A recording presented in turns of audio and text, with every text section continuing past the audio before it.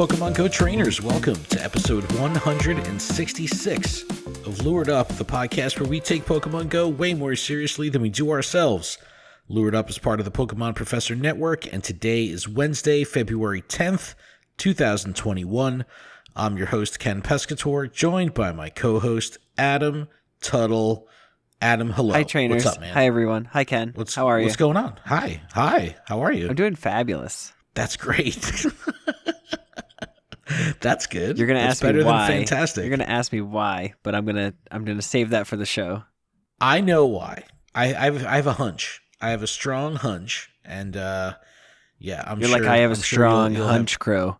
It's 100%. You'll have a difficult time containing yourself, but we'll see if you can make it. How long into the show you can make it before spreading your fantastic or fabulous vibes across the airwaves. But anyway. No, that's good, man. How's New England been? I know Jersey got slammed by a storm this week. We had like a foot of snow in some areas, a foot and a half. It's been fucking nuts. How's it been by you? Yeah, it's been cold. It's been snowy. It's been slushy. The roads have been slippery, slick, if you will.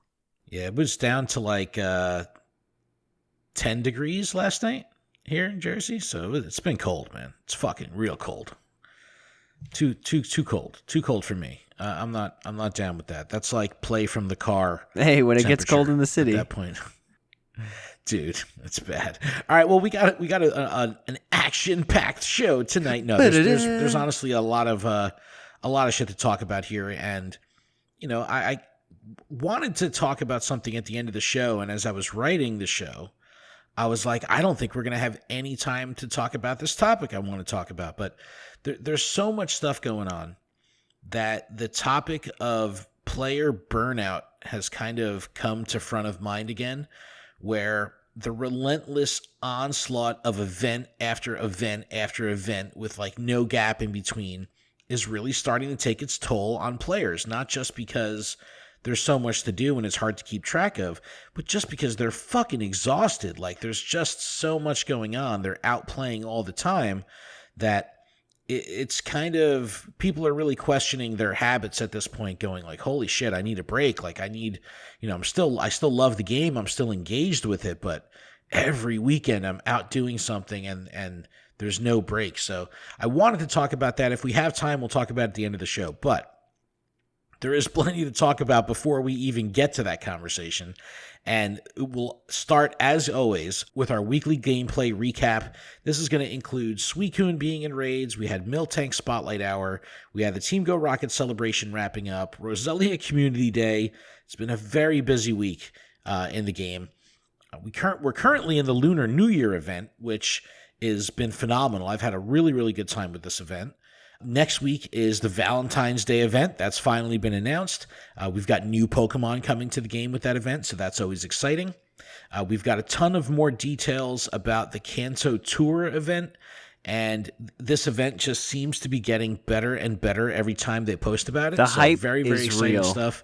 No, it really is. I mean, they're doing an amazing job getting this information out and teasing us as we get closer and closer. When the tickets first went on sale, you had that like initial wave of people that were like, yep, I'm buying it, no questions asked, and they bought the ticket.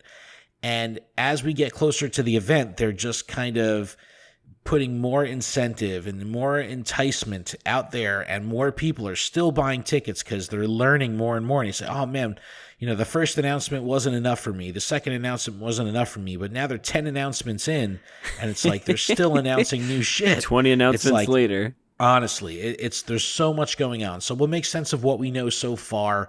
We still do have a week between now and that event, so we can even cover this a little bit next week before the actual Kanto Tour itself. So we won't go into too much detail, but there is a lot. Then finally, we'll talk about a really cool new regional event that's going to be taking place in Latin America. So we'll get there at the end. But let's start with our weekly recap. And we've known for a few weeks now that February was exceptionally busy, and the road to the Kanto Tour... Don't you mean romantic? It's been romantic as well, and it's just going to get even more romantic as we get closer to next weekend. But the road to Kanto Tour has been nonstop. I mean, it's been a barrage of events, And there's only been a couple days in February where there wasn't an active event running. And now what's interesting, as we go towards the end of the month, we're not going to have any gaps whatsoever. And we'll get to it, but we literally have events that end at 1 p.m. and the next event starts at 1 p.m. So there's no gap. It's bizarre. There's so much shit going on. We'll start our recap with the Team Go Rocket celebration. This was an amazing event. It wrapped up on Sunday. It brought a bunch of new shadow Pokemon to the grunts and leaders. We had spawns, eggs. We had a research shakeup. There was a pretty lame timed research that we talked about last week. We had hatch distance, half hatch distance during the event. And I also want to make a note about how much of a pain in the ass Cliff was. I talked about that last week as well, how it took me 5 tries to beat him. It was really challenging. I enjoyed it a lot. Get good. Yeah, then Adam texted me later that night and he's like, yeah, just beat Cliff in 1 try. I was like, bruh. Come on. And then on Sunday, we had our Roselia Community Day, which was surprisingly well received considering all the negativity. Oh, really? Well, look, and I'll hold my own feet to the fire here. I was one of those people that was like, oh, here we go, fucking, another recycled shiny event, blah, blah, blah. In the deepest, pits of my black, cold heart, I knew that I was going to play and have a great time. But the community at large, they enjoyed the event. So it was really cool. Roselia could learn Bullet Seed and Fire-type Weather Ball. I'll let you know that I have seen this Pokemon spec'd out with this in PvP, and it's fucking awesome. We had quarter hatch distance. We had the super short $1 special research. We also had Suicune raids that were running over the week. And we talked last week how Suicune kind of caught the shit end of the stick where Entei had 2 weeks of raid hours and Suicune didn't have any raid hour. So they added a special Monday night raid hour this past Monday. Monday Night for Raw. Suicune, which was pretty cool. Yep. Which was pretty cool. Tuesday, we had Miltank Spotlight Hour with Double Stardust. That was a lot, very exciting for a lot of trainers. And then earlier today, Wednesday, we had Latios and Latias Raid Hour. So all of this was happening while Venusaur, Ampharos, and Houndoom were in Mega Raids. And in GBL, we had Ultra and Ultra Premier. So plenty to unpack here, Adam. Why don't we start with your general thoughts on the Team Go Rocket celebration? Actually, on just how packed this week has been. Have you enjoyed it? I know you said you were kind of chilling out with your gameplay a little bit. When there's this much stuff going on, is it a little overwhelming? It is. Or are you able to still chill out? I am chilling out, but it's like, I'm not going to lie. I definitely did not complete the Team Go Rocket, the timed research there. No. Yeah. Really? Okay, so hear me out. This is how desperate I was. Like, I was at work, and it's like 9 hours remaining. I'm like, oh, sweet. And by the time I get out, there was, I believe, 2 hours or something like that from my ride home. And I have to pass through several, cities to get to my house. I take the long way home, and Dover is pretty big. I purchased with coins a Team Go Rocket radar because the last team leader I needed to defeat was Sierra. Between the balloon and every single Team Rocket leader that I could find, I could not find her. So I said, okay, whatever. It is what it is. And so I just kept going. I was like, I've got 45 minutes. It's like, I can do this. Wow. I get into town and I'm like, I'm gonna have to I'm just gonna have to go through downtown now, and I'm gonna have to go all the way through the back road.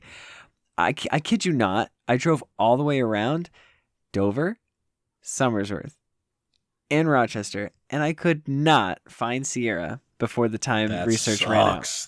That sucks. And I bought a radar. Was that the first radar you ever bought? Yes. And it's probably my last. No. Because that really ticked me off. Dude, we were getting balloons every 2 hours for the whole fucking week. Yes, but I was working all week. I know, so but come on, man. Wake up, set an alarm every 2 hours like you're ain't nobody got time for that.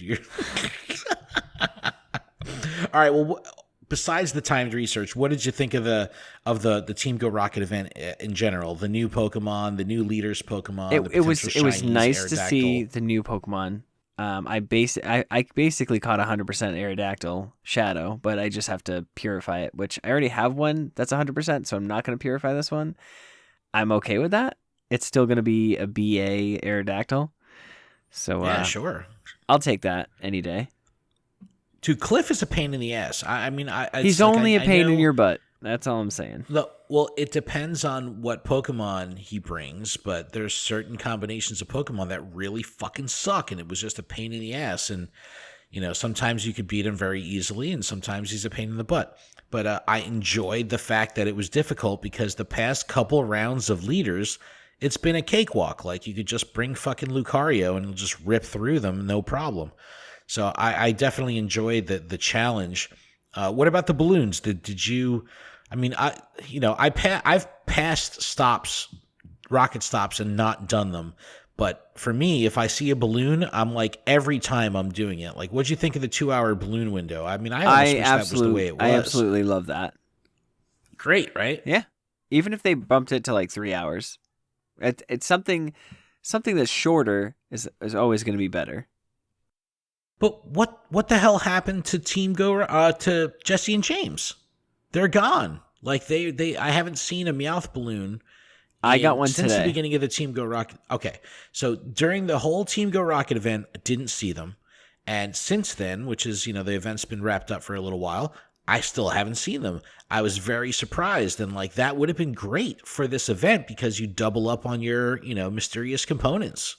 So that would have helped a lot of people get to the leaders quicker if they weren't purchasing radars. So that was a little confusing. I just love this event. The icing on the cake would have been if they would have allowed us to TM away frustration. But, yeah, that would have been nice. It is what it is. Yeah, my Aerodactyl's a 15, 15, 14. Wow, that's so close. Kind of bonkers. I did get a shiny Spinda task. Well, you got a Spinda task. It was shiny. I was pumped. That's great. I was like, yeah, that's rare. That's very rare. Very, very rare. All right, well, what about Roselia Community Day? How was that for you? I want to say crickets. I didn't play as hard as I could have, and I didn't realize that I wasn't paying that much attention. I just kind of was like go plussing things. I was more focused on being like, oh, I'll just take a walk real quick, and I'll, so because I'm at work, so I'm like, oh, I'll take a break on my half hour break.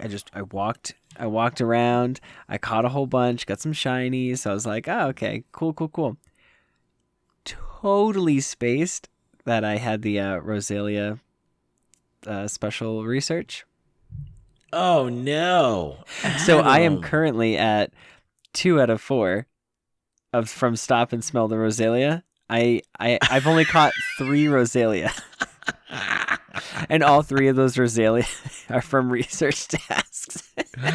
Oh, no. So that's where I'm at currently. So if anybody knows where I can find Roselias in the wild or they find the Roselia task, please let me know. Oh, that's so funny. That's so funny.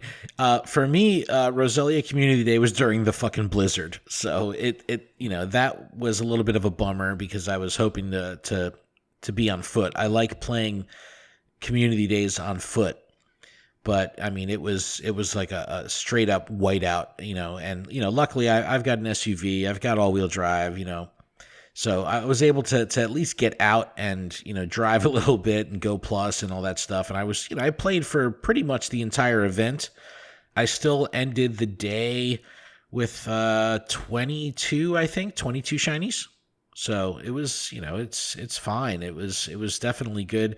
Now, the thing that I thought was interesting was the quarter hatch distance bonus, right? So Badoo was hatching from the 2Ks. The 2Ks were everywhere. So the quarter hatch distance really only benefited eggs greater than 2K in the initial incubation period. So what I did was I went into the event and I had 10 12K eggs and 2 10K eggs. So I was able to put those in incubators right away, super incubators, get the bonus with the quarter hatch distance plus the super incubators. That was great. But then after those eggs were wiped out and I hatched them, I had an inventory filled with 2K eggs. And it's like, all right, this is cool that I have quarter hatch distance right now, but it's all 2Ks. And I only have super incubators. I'm like, do I really want to use super incubators on 2Ks and then like just shave off a half of a kilometer just because this is quarter hatch? Like, I think you're thinking too much into it. Would you use super incubators on 2K eggs during an event? No. For Badoo? I mean, no, I might. Either. That's what I mean. If I'm stagnant and only in one spot, yeah. See, to get rid of them faster, yeah. I recorded with GoCast last night, so I'm going to be on this week's GoCast, so check that out for sure. But I think it was either Chris, I think it was Chris, brought up a good point that one of the research tasks, the special research or whatever it was, gave you a 12K egg. So it was like, all right, you can get the benefit from the quarter hatch distance there after your initial batch of eggs. But I just never like when they do a hatch distance as the bonus, especially when they're featuring a Pokemon in 2K eggs. It'd be different if they were featuring a 10K Pokemon and the 10K eggs were boosted. That would be awesome. Then you're really getting a good, value for your time and your effort. I don't know. I just didn't see it with the 2Ks, but I was pleasantly surprised that the community was cool with Roselia. And this, I think I really need to eat crow here because I talk shit about Machop. I talk shit about Roselia. I enjoyed myself during both those events, and it seems the community enjoyed themselves too.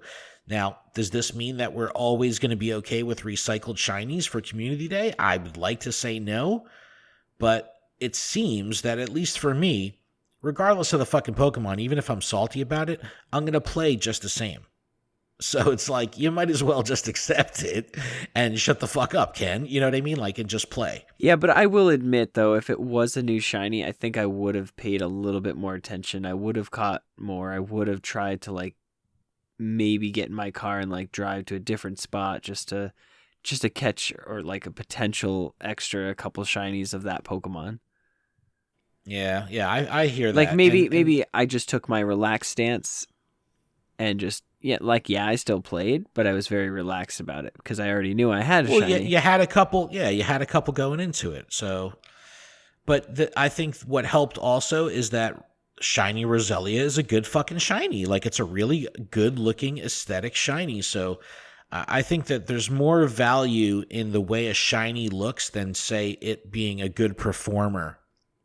So there could be no meta relevance to a Pokemon, but if the shiny is badass looking, people are going to enjoy it just as much as if not more, as if it was like a good performing Pokemon, like a PvP Pokemon or a raid Pokemon. Yeah, I get that. What about Miltank? Did you get the blue milk? I did get the blue Miltank. Oh, I'm jelly. I did not. I also got very a 100%. Oh, nice. Which I'm currently maxing out. I did a bunch of Suicune raids this week, and I ended up getting 2 back-to-back shiny Suicunes, which was pretty cool. I did 5 raids, and then 2 in a row were shiny. So that was exciting. And then I got a 98 Suicune, which was really cool.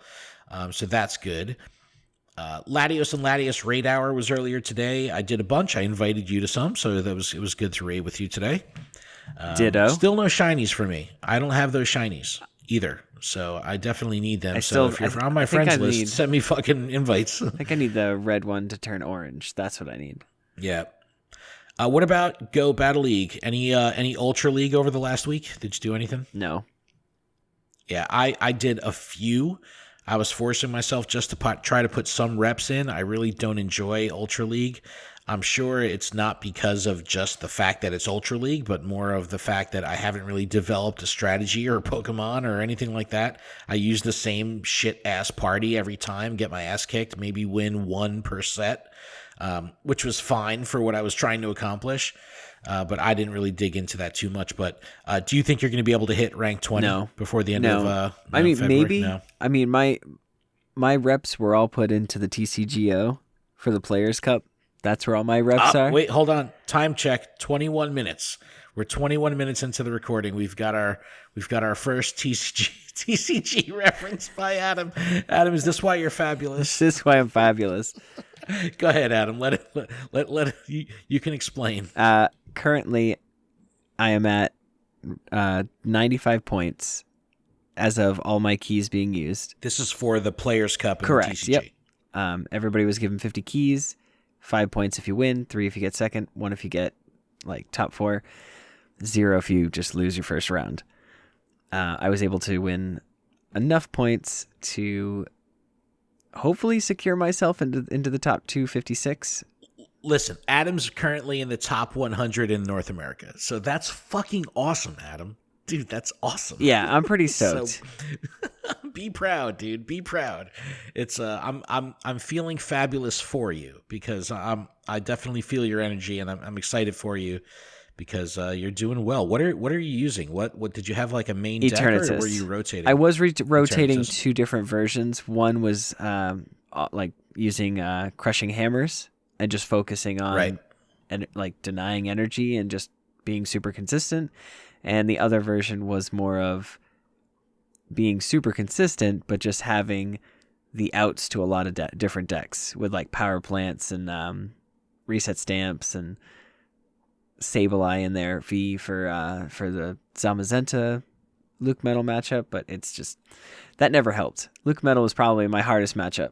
Well, if you want to hear more TCG talk, check out Adam's other podcast on the network, Special Conditions. Check out specialconditionstcg.com for the scoop on that show. So, Adam, I'm proud of you, man. That's really great. Thank you. I'm really excited for you. But I'm in the home stretch of reaching rank 20, so I'm confident that I'll be able to hit it before the month end. Master League is my shit, so I definitely prefer it. And I've been playing Master League Classic because I still haven't used any XL candy. I'm still holding off on that, even though I'm currently level 46. And I'm working on the, I need to power up 3 Pokemon to level 50. I'm not even fucking with that yet. I'm waiting to make some good trades. I'm waiting to build up a little bit more Candy XL. I'm not in a rush. So in the meantime, I'm just enjoying Master League Classic. And I do pretty well. Use the same fucking party every time. I open with Best Buddy 100% Kyogre. I run a 100% Togekiss and 100% Dragonite. And it does pretty fucking well for me. It's so easy a caveman could do it. It really is. It's a very basic bitch line, but it does well against most of the popular opponents. So it's pretty good. Kyogre Open is really good. It works well for me. All right, let's move into the present. We are currently in the Lunar New Year event. This is a fun one. I'm having a good time with this one as well. Now, we just wrapped up a super busy week, and the current week that we're in now is going to hold its own as well in regards to the amount of activities. There's so much room for activities right now. It's fucking nuts. But yesterday was the first day of the Lunar New Year event. It's going to be running through Sunday the 14th, Valentine's Day. This event features red and kind of red Pokemon like Magmar, Krabby, Magikarp. Magikarp being very important here. This is a good opportunity to work towards your Platinum Fisher medal, which I'm still so far behind on, but you best believe I'm focusing on fucking Magikarp right now. You gotta get it. Get it. Yeah. Miltank, Meditite, Tepig I'm seeing everywhere. Even Gyarados in the wild, they put that there because the shiny obviously can be red. So that's pretty exciting. There was one spawned at the stop right next to my house, an hour ago when we were on our Zoom call. I was like, should I go get it? I was like, I didn't want to leave the call. But they're out there. I just haven't encountered any yet. What else we have going on? There was a raid shakeup. Let's start with the eggs. So all right. 5K eggs. 5K eggs are featuring Pokemon that represent animals associated with the Lunar New Year, like Rattata. I would be so pissed if I hatched the fucking Rattata. Rattata, Ekans, Mankey, Ponyta, Litleo, and more.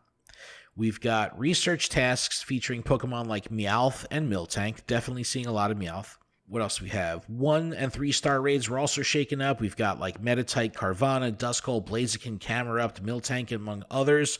Latios and Latias are our current 5-star raid bosses. Again, they were featured in today's raid hour.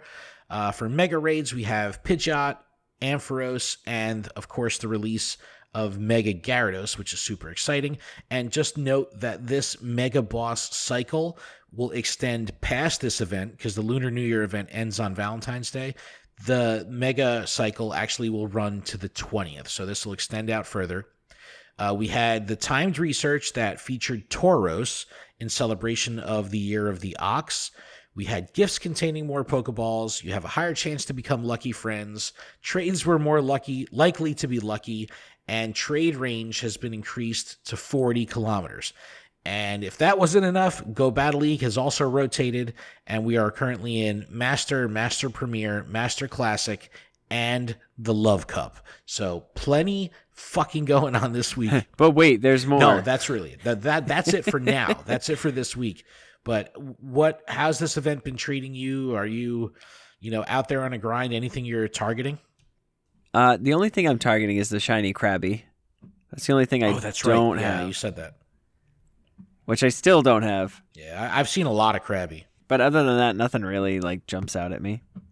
No, nothing else in the pool, the spawn pool? Nah, I mean, it is... Well, you got the mill tank. Yeah, so it is nice to see all the mill tanks, but it's like, I already have the 100%. I already have the shiny. It's not really desirable, Yeah. I caught another shiny Metatite the other day at work. That was just like a random one.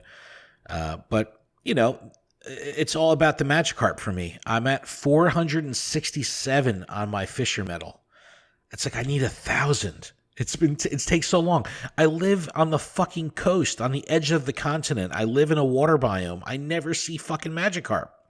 So I'm definitely taking advantage of the Magikarp spawns. Have you been raiding Mega Gyarados? Like, are you? I know you said you were chilling out. I have not gotten a raid invite. Nor have I seen any in my personal endeavors. Wow. Well, I'll invite you when I see him. It looks phenomenal on screen. They really make it like short and stubby, and like it looks like a fucking like worm. It looks so fucking cool. Or I have a friend who had a shiny one, Mega Evolved, and it looked phenomenal as his buddy. It looked so fucking good in red. So cool. I got a question for you. What would you rather Mega Evolve? A Hundo Gyarados or a non-Hundo shiny Gyarados? A Hundo Gyarados. Yeah. Because don't you have both? You have a Hundo Gyarados and you have I actually shiny, have two Hundo Gyaradoses. That's kind of cool. Because then you could spec them differently. Like you could do like dark moves on one with maybe Twister or something funky. And then, have your water-based one, the other. So that's interesting. But I would do something dark as well for the Mega. That's pretty exciting. Yeah. All right, let's talk about the trade-related stuff here, because I think that this is very important to talk about, not just because the functionality is great with, the increased lucky odds, phenomenal, the 40K distance, phenomenal. All that stuff is great, but if you're currently on the level 50 grind, when you're at level 49, you need to send 500 gifts and obtain 50 lucky Pokemon.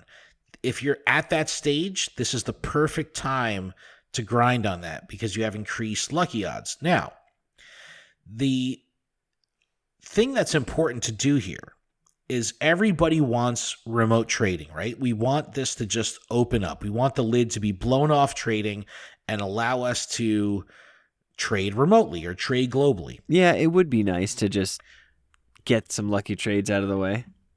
So to drive that point home, we have to show Niantic that we want this by taking advantage of the 40-kilometer increase.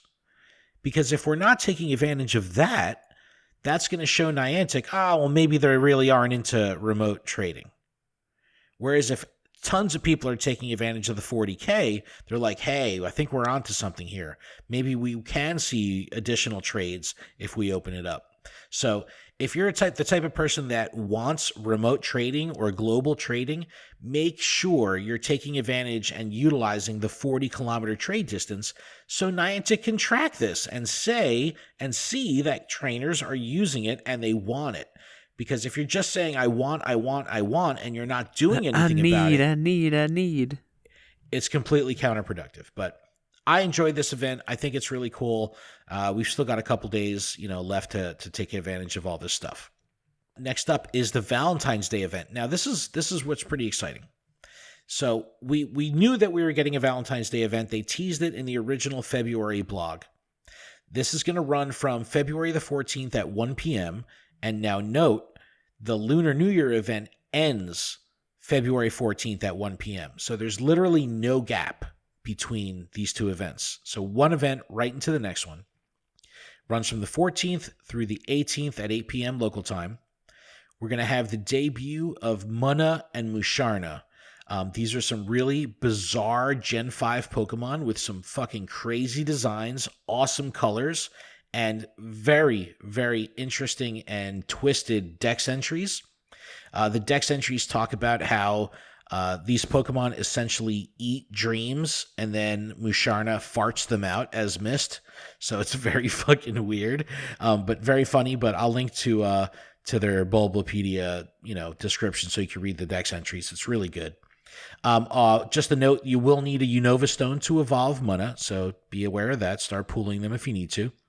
And this event will feature the following Pokemon in the wild. We have both Nidorans, Plusle, Volbeat, and Illumise. They're breaking region lock, so that's exciting. And of course, Love Disc is of course coming back. That's just been the consistent February, Valentine's Day spawn over the past couple years. Now, this next line in the blog, it says, if you're lucky, you might encounter a Phoebus. All right, hard stop. Lynn is the writer at Niantic. Lynn, I'm looking at you. That's fucked up, yo. It's the ultimate troll. That is the ultimate troll right there. If you're lucky, you might encounter a Phoebus. Oh, Lynn, slow clap. Slow clap for Lynn. Brilliant. Absolutely brilliant. Making people laugh and hate at the same time. So funny. You can evolve Kirlia to Gardevoir or Gallade, and it will learn the 2018 Community Day move Synchronoise. Just remember, Synchronoise is not really a good move. Psychic is a way better move. So if you're looking for performance, Psychic is better. If you're looking for the collection, now's your chance to get Synchronoise on the Gardevoir or Gallade. 5Ks are going to be Shook Up, Eevee, Cleffa, Igglypuff, Togepi, Lovedisk, Munna, Woobat, Cottonee. 1-star raids will have Ralts, Volbeat, Illumise, Phoebus, Munna, and Esper. Esper's coming back. Haven't seen Esper in a while. Remember when that first came out? That was everywhere. I think I rated more than I've rated in a long time. 3-star raids will have Togetic, Espeon, Umbreon, Gardevoir, Gallade, and Alomomola. And then, of course, we have Latios and Latias in 5-star. And as we mentioned earlier, Pidgeot, Ampharos, and Mega Gyarados will be in Mega Raids. Event field research will lead to Pokemon encounters, including Spinda with the heart pattern that can be shiny. Ooh, so we've had the heart pattern that. Spinda come back twice, but it was never able to be shiny before. So now that can be shiny. That's exciting. There's also going to be a Valentine's Day collection challenge, which includes a bunch of event Pokemon, so I'm not going to list them all here. But it also includes Latios and Latias, which is the first time that legendary Pokemon are going to be in a collection challenge. And we talked about this last week. Like we assumed, we were like, hey, man, imagine they put fucking legendary Pokemon in this. People are going to be pissed.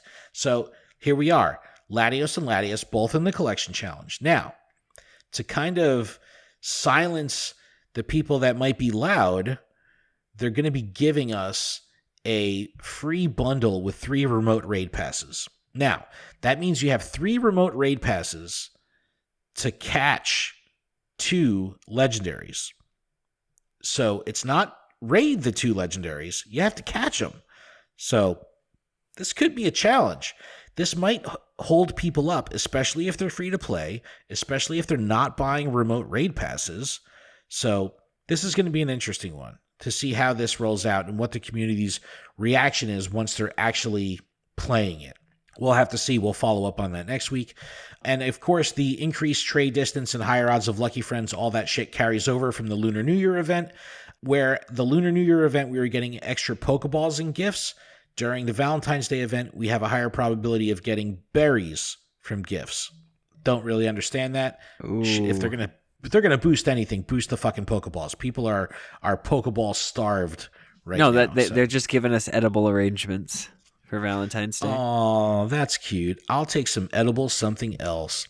All right, Adam, what are your thoughts on the event overall for Valentine's Day? Is this exciting to you? Do you like Muna and Musharna? It's nice to introduce a new Pokemon. Still waiting on Kecleon. But yeah, we're getting a new Pokemon. That's all that matters in this. That's all that. What do you think of their design? Excited. They're fucking weird, right? Yeah, but it's cute. I mean, love the it. story I think the color is eerie, awesome. but like, I think it's cute. No, I'm with you there. They're related to Drowsy. They're kind of like, inspired by like tapirs. So they have that weird kind of like, big schnozola nose, kind of hanging down in the front. Like it's very, very funky design. Very, very strange looking. Almost like some kind of, I think in the Dex entry, it even says like it's an indiscernible shape. Like, it's just this weird blob. So that's kind of funky. Yeah, I like when things are blobs. Didn't you get the shiny Volbeat last time? Yes, or was it the other still one? missing. You got the Volbeat. I don't know. You got the Volbeat. You got the one that rotated away. Yeah. So, you got the Volbeat then. So I didn't get either. So I'm excited about this. It's interesting that these are the Pokemon. We see Volbeat and Illumise or Illumise. We see them rotate a lot, just kind of like the Soul Rock Lunatone thing. So these things have been around a couple times for trainers. I think the last time they were here was during Go Fest, which was a paid event. I'm not sure if they were available for non-ticket holders. So this being a free event, that's pretty exciting to give people the opportunity to pick up a regional. I'm sure the shiny hunters are going to be all over this. JT Valor, what's up? And if Adam, are you excited to try to get lucky to catch the Phoebus? Is that like I can't wait. I'm gonna just drive around all night long and just hope that I can get a Phoebus. Like when they put that in the blog, there had to be like a couple core players that were on like the quality control team that would read that. They had to have chuckled. They had to have like said, you know what, this is a burn, but we're fucking keeping it. Like this is staying in the blog. So bizarre. So bizarre. And it doesn't even say like shiny Phoebus. It just says Phoebus. It's so fucked up. But if you're lucky, you might find one. Yeah. What do you think about legendaries in the collection challenge? I love that. I'm down too. I think it just adds, it's one more challenge. It makes it difficult. End of story. But compare it to the shadows. The people were upset about the shadows. Is it harder to acquire a legendary or is it harder to acquire a shadow? Well, here's the thing. Like, yes, they're giving us 3 raid passes, but it's not easy to just catch them,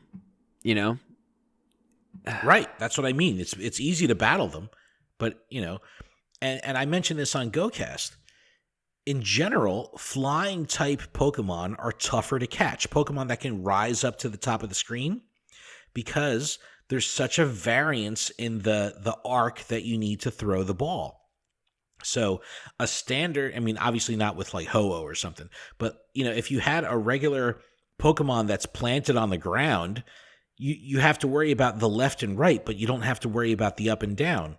With Latios and Latias, the thing's flying all over the place. It's a tougher Pokemon to catch. It's like a Zubat. Come at me, bro. Oh God, yeah. You just wing it and happen to catch it as it's zooming by. But no, I'm down with this. You got to remember these are called Collection Challenge. It's designed to be challenging. So I am up for the challenge. I'm ready. But again, I'm also buying fucking passes at the ass. So I think what it is we all got too comfortable with the first one. And we were all like, this is the first one was so easy. Yeah, and everybody's like, this is so easy. It's so easy. We need it harder. And I'm like, well, then they gave us shadows and not like that. And then people and then people complained about it, and it's like, okay, but not that hard. And it's like, well, then they dialed it it's not back. even hard. It's not even hard. What about stickers? There's also I didn't mention it in the description, but there's stickers that you can get from gifts during the Team Go Rocket stickers from the gifts? Team Go Rocket event. There was what the French leader toast? stickers. I love the leader stickers. I love those. The caricatures of the leaders, like Sierra. Looks so good. Looks so fucking good. I still try to put stickers on the majority of my gifts. You know, the gifts or the stickers that are not event related, I will always use. Like Sassy, Trico, send all the time. The Bulbasaur that used to say bye, I send that one all the time. The ones that are event related, I try to hold on to, so that way I have like a cool sticker book. You know what I mean? Like I like holding on to the stickers. I have 2 full pages of stickers in my inventory. I fucking love that. Do you know what would be cool is if we could put the stickers on Pokestops like as branding type deal? You know, like when people, you know, put stickers on telephone poles and stuff. Like vandalize the stop with some stickers? Yes, but only allow like a certain amount of them. So like people like have, you know, an excessive amount of stickers, like you could just place a bunch of stickers on there if you wanted to. That'd be kind of cool. And then like I could place a sticker and it would override, you know, it'll override your sticker. Like a stadium card. Yeah, and you could just DCG. Yeah. And you could just place them wherever on there or something like that. I don't know. Obviously, like there's got to be some logistics. I like that. That sounds kind of exciting. That's cool. But all right, Adam, that was a lot of news. I mean, that's 2.5 weeks worth of Pokemon Go gameplay packed into 40 minutes. There was a lot, and I'm really excited to ride out this Lunar New Year event. I'm really excited to get into the Valentine's Day event. I really want, you know, the new Pokemon. That's always going to be fun. I'm on a mission for Magikarps, and I'm on a mission to get the shiny love disc. I need that love disc. And hopefully I'll be lucky enough to catch a Phoebus. That's what I'm really hoping for. If I catch really a Phoebus, that Phoebus. Dude, when I catch a Phoebus, you best believe I'm fucking tagging Lynn on Twitter and being like, look, I'm lucky. Oh, yay. I was one of the lucky ones. God. All right. Well, why don't we take a little breaky break? When we come back, we can dig into all these details that we have on the Kanto tour because, you know, we've been prepping for this event for fucking 5 weeks now. So we're almost there. We're in the home stretch, and we finally have some good details, and we'll break it all down when we come back from break. Does that sound good? That sounds delicious. All right. We'll be back right after this.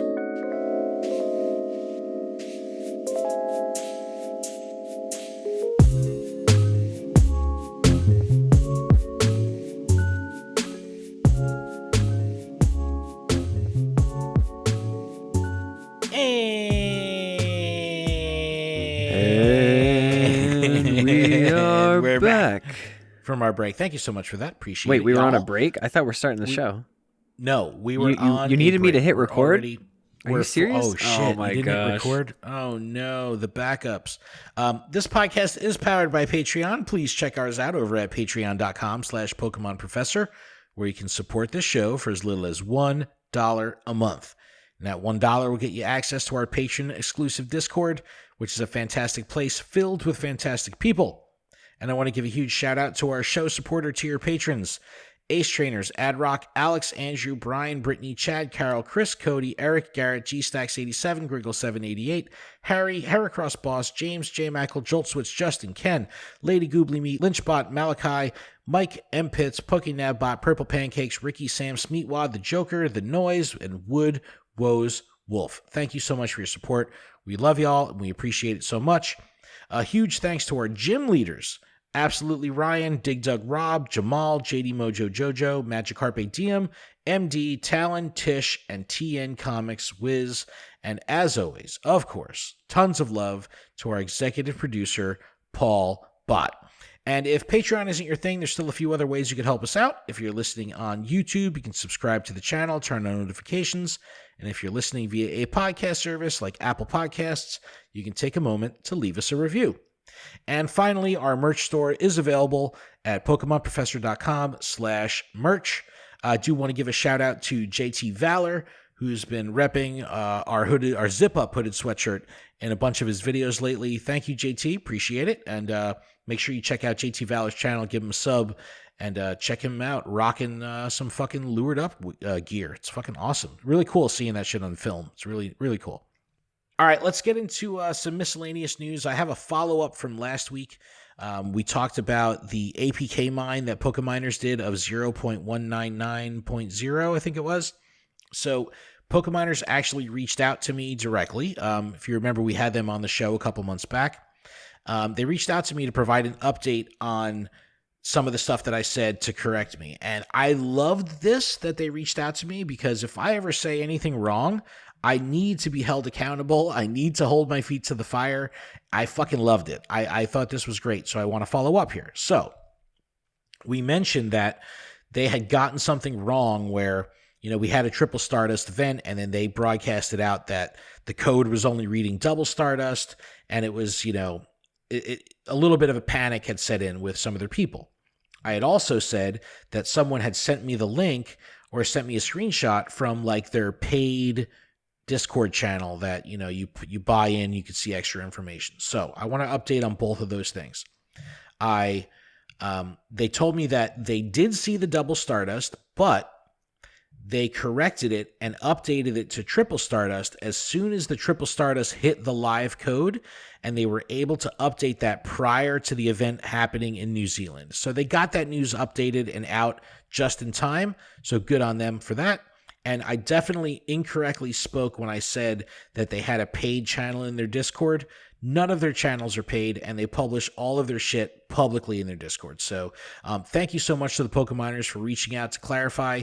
Sorry I misspoke, and definitely anyone, if you hear me talking shit, I mean, maybe not with mispronouncing a Pokemon because that shit's funny, but if I say like some facts wrong, just get at me, and I'll make sure I rectify it and clarify it on the next episode. All right. We did get one listener email this week. It was from Rex. Rex actually wrote in the previous week and had the ideas of how to kind of shape the Candy XL system through the gym system. Remember, we had that really cool, idea. He wrote back in with some additional ideas. It was a little bit of a longer email, so I'm not going to read it here on the show. But he had made some really great points on how to incentivize the gym system by incorporating Candy XL further into the mix of gyms. And, currently you can get a Candy XL from feeding a berry to a defender. Now, getting a regular candy from feeding a defender is like a 1 in 80 chance of berries.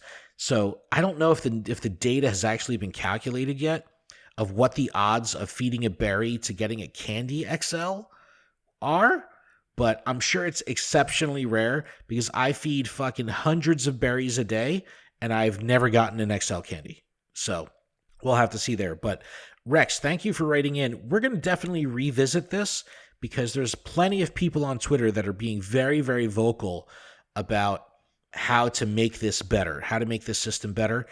Scrub Lord Dustin even came up with a cool concept of having an item like a pineapple berry, that if you use this berry, you would get a guaranteed Candy XL, something like that. So there's definitely a lot of chatter going online of how this can be improved. So we'll definitely revisit this in the future. Now, Adam, before we get into all these details of the Kanto Tour, why don't you let us know about this Kanto Tour contest that Niantic had just announced? So they came out with this new contest. It is February 10th through Wednesday, February 17th. Niantic wants to see you. Yes, you. Listening to this podcast right now. You. Yes, you. Yes. Not me. I mean, they could see me. I should do it. I should. John Cena cannot take part in this. Yes, no, that's fine, but still, I can wear something green because I got to represent green. But representing either green or red clothing, and taking pictures and sharing it on social using the hashtag Pokémon GO Tour Green or hashtag Pokémon GO Tour Red. Green is the only option. Niantic will randomly select 20 winners that will win 50 Pokeballs, 6 Max Revives, and 3 Incense. I like have this. No idea why Max Revives are a thing. I wish it was like star something piece. like a star piece. Even if it was one star piece, I'd be okay with that. I have a feeling whoever created this contest is also the person that creates the boxes in the shop.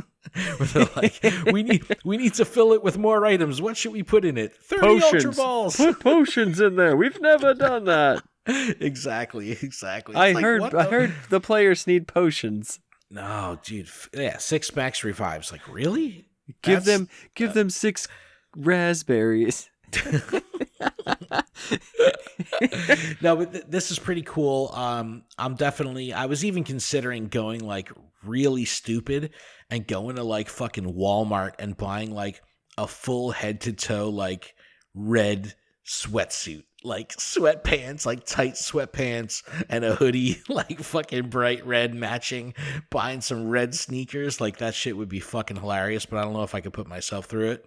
You could do it. This will be interesting. I'm going to be playing red. Adam will be playing green. So we'll both be posting pictures and tagging them on social. So make sure you follow us on Twitter and Instagram if you want to see the good stuff that we put up. All right, let's get into this Kanto Tour update because there's a lot of information. And it almost makes me think, like, why did they wait? But I kind of understand as I'm reading it because they want to get the people that might be on the fence that have watched their friends buy tickets over the past couple weeks, and now they're getting more information. Now this might push them over the hump to buy the ticket themselves. Let's be honest. Cool. This was really just a test to see how many suckers they could get to just buy the ticket beforehand.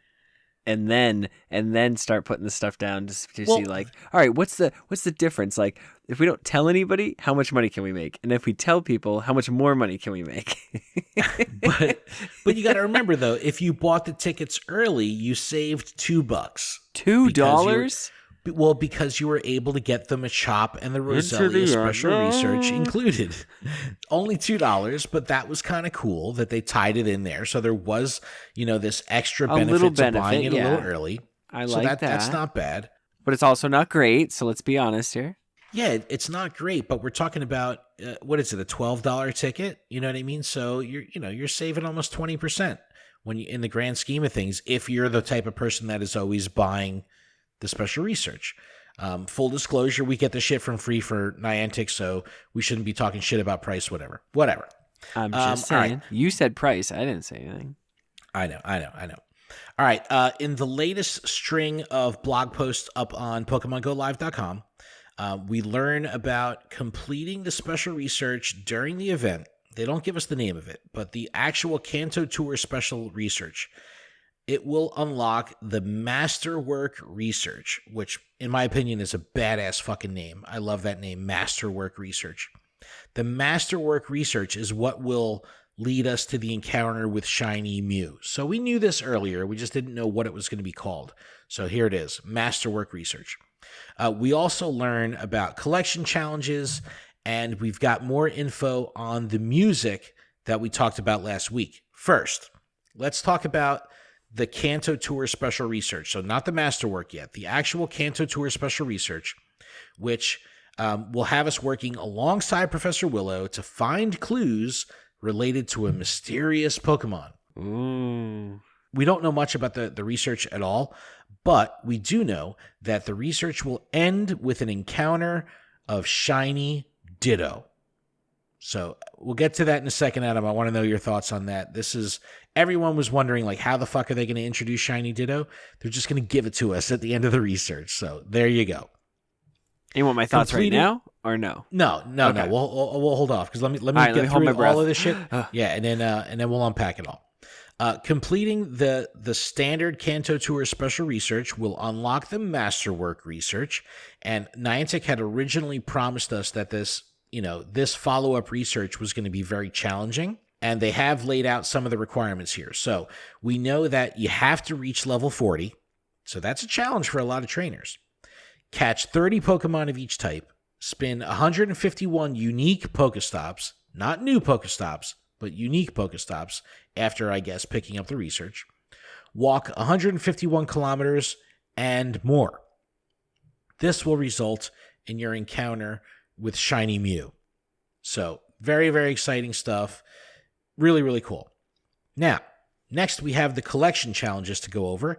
And in my opinion, this is exceptionally exciting. And this makes having like this split ticket thing actually makes sense. So there's going to be 10 collection challenges. They're going to include requiring you to catch, trade, raid, evolve, and complete research. So very comprehensive. This means that if you're playing the red version, you're going to need to trade with someone from green to get the Pokemon necessary to complete the collection. Now, we knew that if you wanted all the Pokemon, you would have to trade. So that ups the ante a little bit there. There's going to be additional collection challenges depending on what version you have. And the collection challenges will be inspired by locations from the original games, including Pallet Town, Pewter City, Cerulean City, Fuchsia City, and the Pokemon League. Very exciting stuff. Very exciting stuff. Hype level is maxed. Yes. The event is going to be divided into 5 different location-themed blocks that will correspond to the collection challenges for that, for that section. Each location will be featured twice, plus like this potluck at the end where everything will be available for a certain amount of time.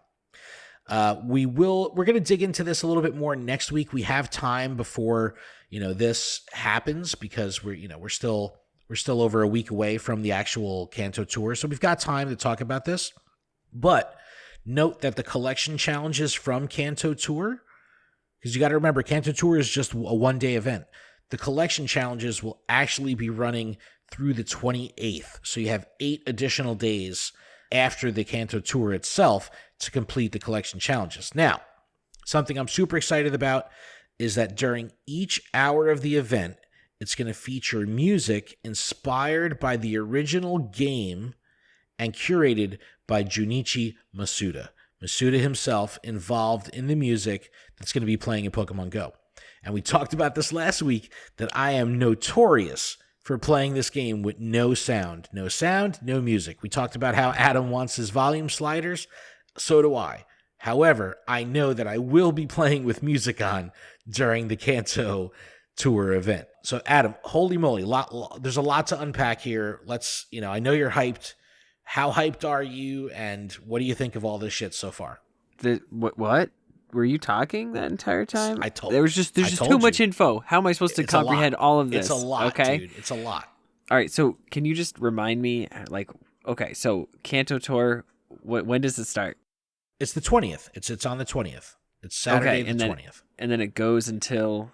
The Kanto tour itself is only on the 20th. Okay, so essentially when I'm working all day? Yes. The collection cool. challenge that you pick up, the collection challenges will run through the 28th. Okay, so you'll so have I've got a time little for the collection time. Challenges. Right. Okay, so I don't have to complete it on that day? Don't have to complete it on that day. To be considered for like the ultimate ultra unlock type thing? Right. Okay. The special research, whenever you hear the word special research, those are not timed. You may have a much easier time completing it if you do it during the event because the spawns will be related. But when you hear special research, there's no time limit. So okay. As far as Shiny Ditto goes, I'm excited. We were all wondering like how the fuck Ditto was going to make its way. Shiny Ditto was going to make its way into the game. We were like, well, what if you click on a fucking Weedle, and it's a shiny Weedle. But the Weedle is actually Ditto. Does that mean that when it changes over, it'll be shiny? Like, no one knew how they were going to handle this. I think bypassing all of those questions and just giving it to us in research was definitely the easiest way for Niantic to handle this because they could avoid all the logistics of figuring it out. But in doing so, I also think it's the lamest way possible to give it to us. I do agree. It's just given to us. I do agree with that. But I hope what they do when we get a quote-unquote Ditto task in the future, that they make it pretty darn difficult, or, we have to use a lot of resources to complete it, Because what's the Lavatar? What's that, like 3 excellent throws? 3 excellent throws in a row for Larvitar, yeah. Yeah, make it like 5 excellent throws for Ditto. Or make it like power up a Pokemon 15 times. Like something kind of outrageous, but at the same time, like if you have a 10 CP Magikarp, you can just get away with it pretty easily. Well, this is the interesting thing. They told us that all these shinies will be available after the event. Right. That's what I'm talking about. Like, in order for them to keep it... Oh, you're right. As far as Ditto goes, how do they do that? That's what I mean. They're going to give us our first shiny Ditto. They're giving it to us through special research. But what about subsequent shiny Dittos? Will shiny Ditto be like Meltan, where they'll only make it available as a shiny during events? Or it's kind of like, an unknown situation? Who knows? It's unknown. But they did tell us all Pokemon will be available as shinies after the event.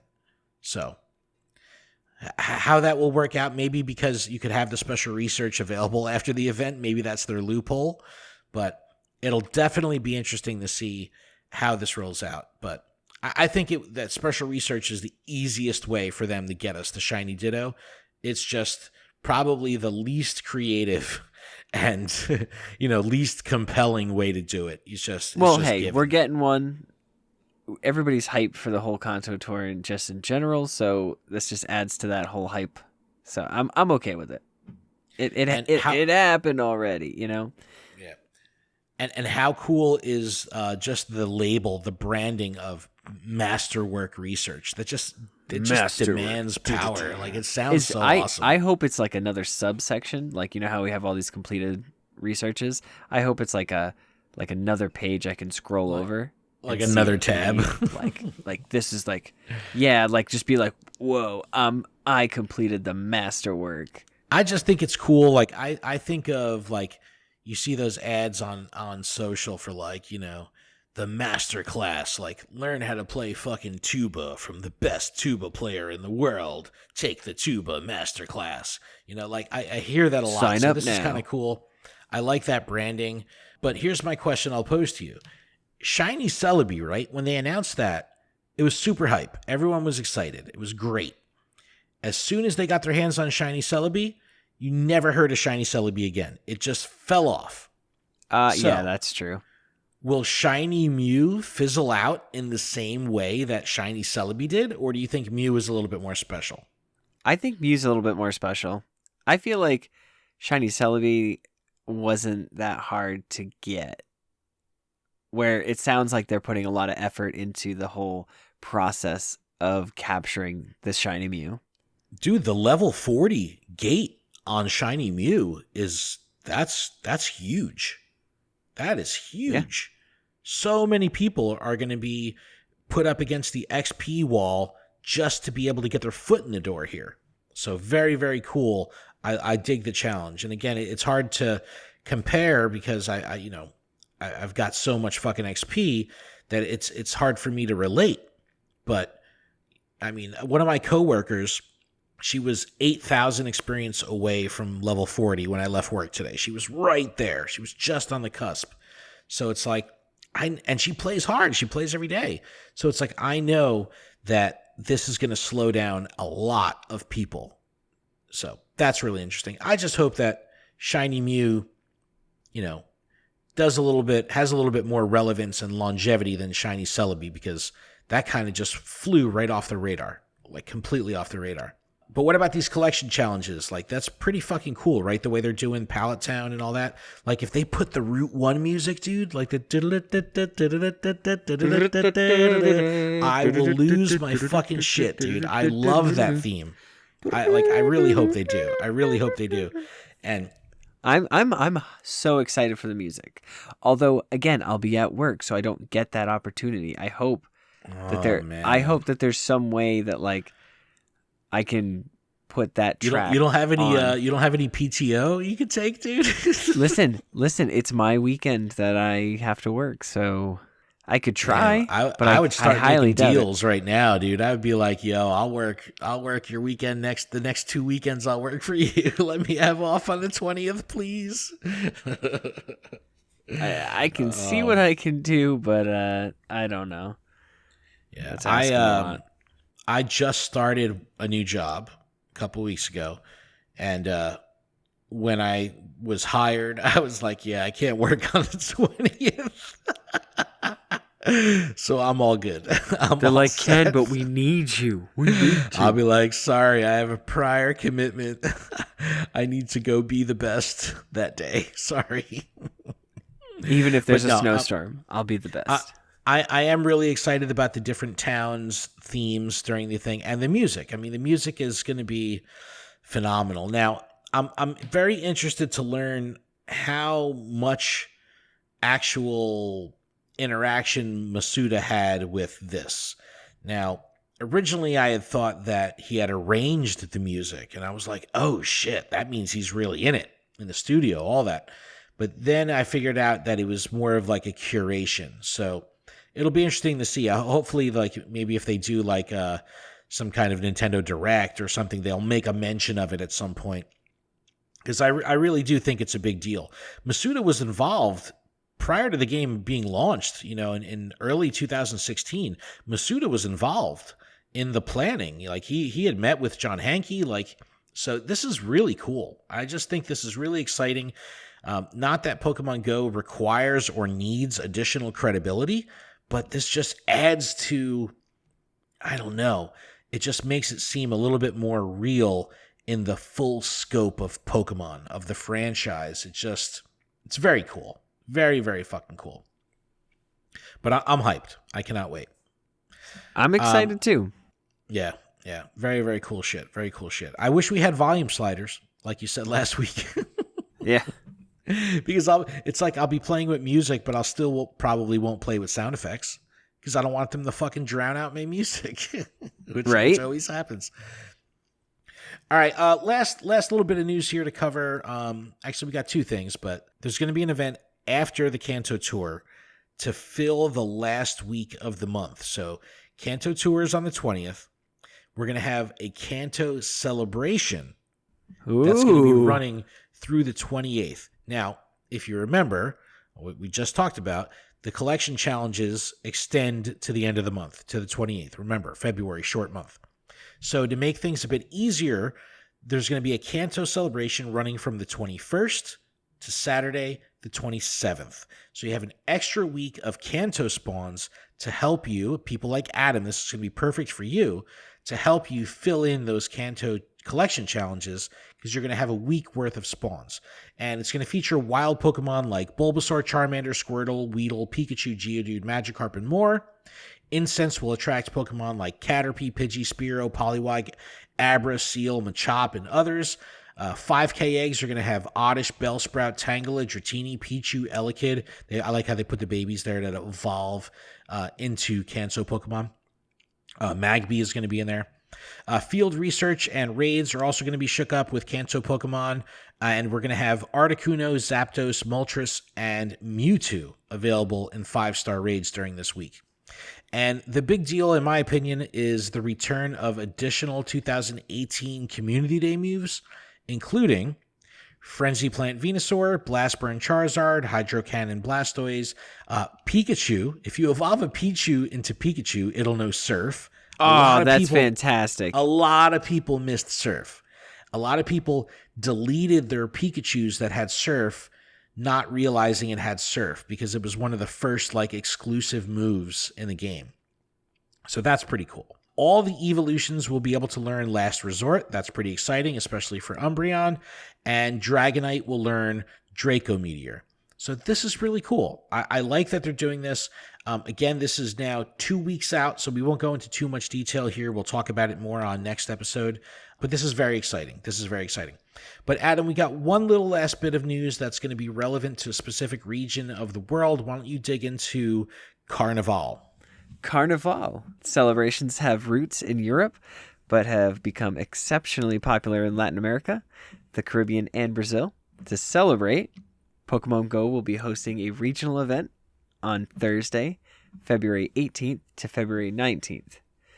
This event's going to take place in Latin America and the Caribbean, Antigua, Barbuda, I think I'm saying that right, Argentina, Bahamas, Barbados, Belize, Bolivia, Brazil, Chile, Colombia, Cuba, Puerto Rico, and a bunch of other countries. Yeah, I think Dominican Republic's on there as well. There's a lot of countries. The full list in the description. The event's going to feature Pokemon representing the festive spirit of Carnival and its traditions like music and happiness.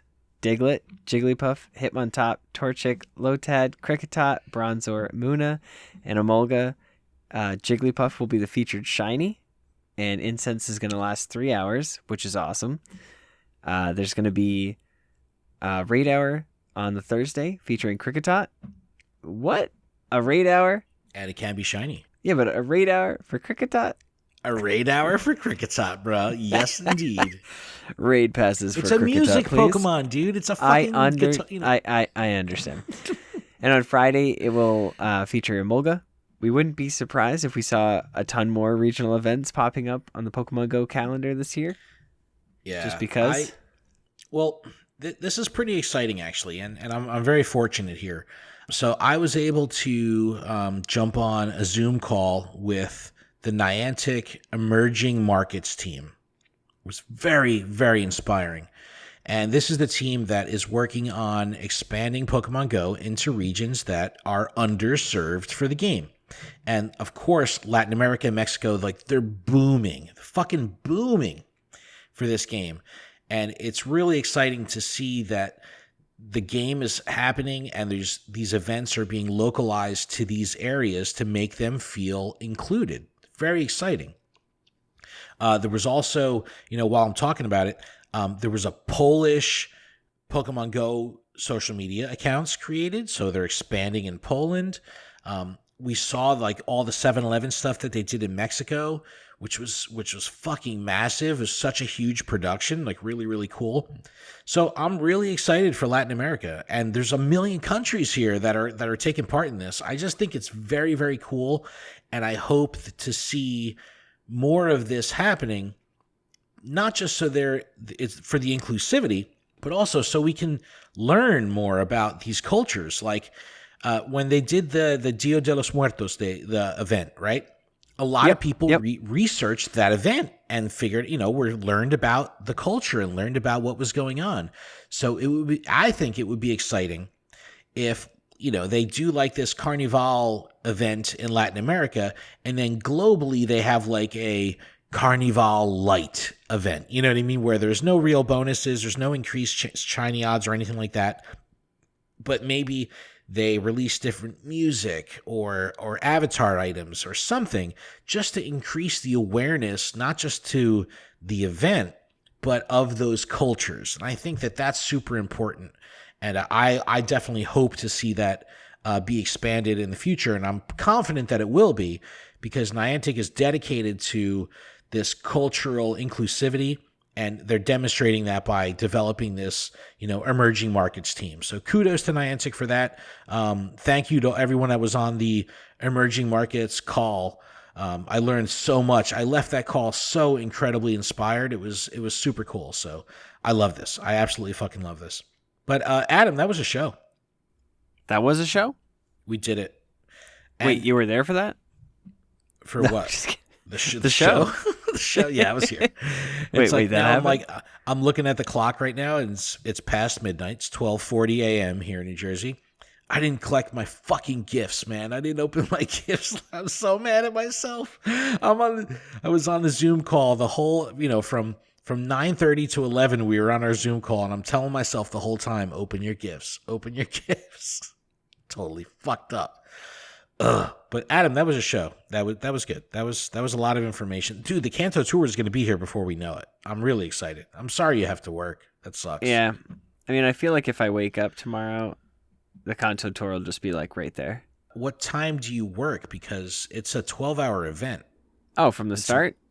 Yeah, it's 9 to 9. I think, I right? believe 9 to I 9, work 9 to 10? 11 to 7.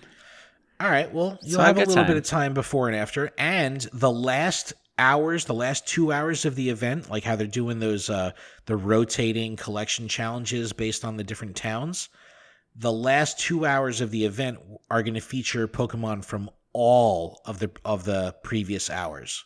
So Okay. you'll get that potluck mismatch, smorgasbord of spawns during, when you get out of work. So okay, Oh, that's my not too favorite bad. meal, the smorgasbord. smorgasbord. But Adam, that's definitely a wrap. I want to thank everyone for checking out the show. Thank you so much if you made it this far. We really, really do appreciate you. Check out PokemonProfessor.com for everything we have going on with the network, LuredUp.com for everything that's going on with the show.